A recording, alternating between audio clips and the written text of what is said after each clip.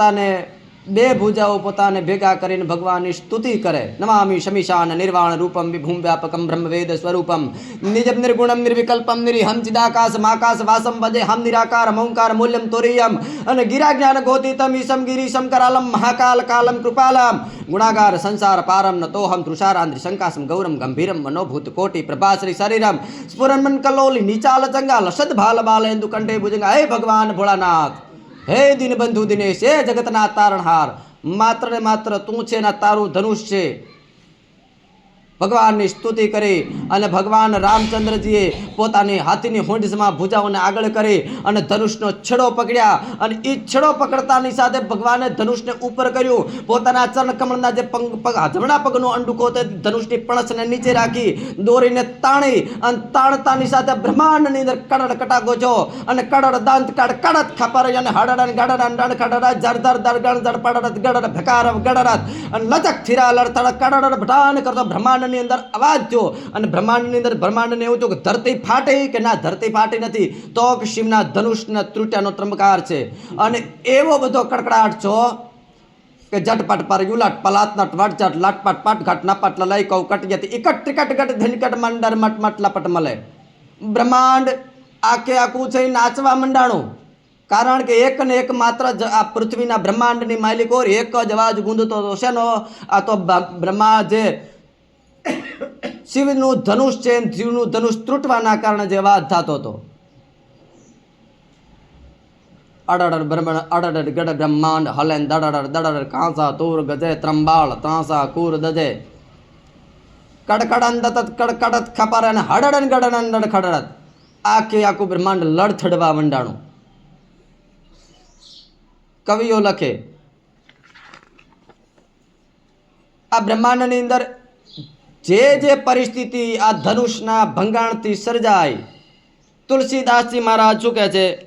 ભરે ભુવન ઘોર કઠોર રવિ બાજ તાજી માગુ ચલે ચિક્કર દિગ્ગજ ડોલ હિમ હિમહી કોલ મૂર્ખ કલુ મલય સુર અસુર પૂન કર કાન કિન નહીં સલકર બીકલ ચાર દે કોદંડ ખંડેવું રામ તુલસી જયતિ બચન ઊંચા રહી. આ બ્રહ્માંડની અંદર જય રામ જય રામ જય રામનો માત્ર નાદ હતો.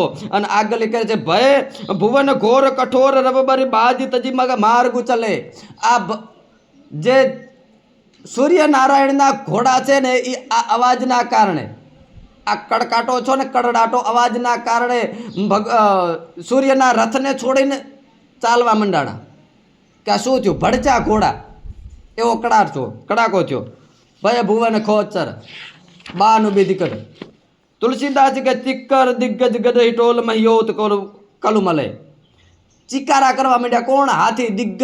જે આ દશે આ લક્ષ્મણજીએ કીધું હતું ને કે હવે તમે સુસજ્જ થઈ જાજો. એ દશે દશ દિગ્પાળના 10 હાથીઓ છે ને ચિક્કાર દિગ્ગજ ગજહી, દશે દશ દિશાઓના જે હાથી છે ને ચિકારા કરવા મંડાણા.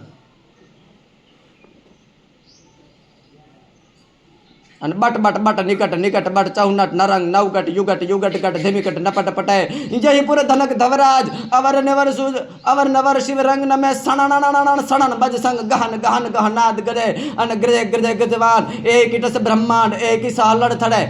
આ બ્રહ્માંડની માલિકો આજે કૌતુક જનક નગરીની અંદર થયું અને બ્રહ્માંડમાં એક જ માત્ર અવાજ અને એના અવાજના કારણે દિશાના દિગપાળના હાથીઓ છે ચિકારા કરવા મંડાણા.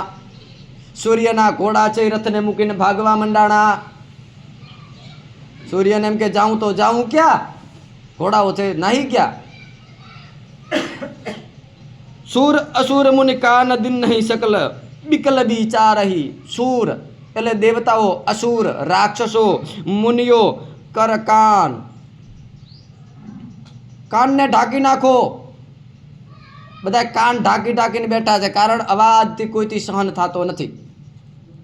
જ્યાં ધનુષ તૂટ્યોનો અવાજ થયો ને, સુર અસુર મુનિ કર કાન દિન નહીં શકલ બિકલ વિચારે. બધા વિચારી કેવા લાગ્યા કે કાનને ઢાંકો, કડાકો સંભળાતો નથી, એટલો ભયંકર કડાકો થયો. કોદંડ ખંડેવ રામ તુલસી જયતી બચન ઉચ્ચા રહી. આ બ્રહ્મલોકની અંદર, વિષ્ણુલોકની અંદર અને શિવલોકની અંદર સીતારામ સીતારામ નામનો ગુંજરવ થયો.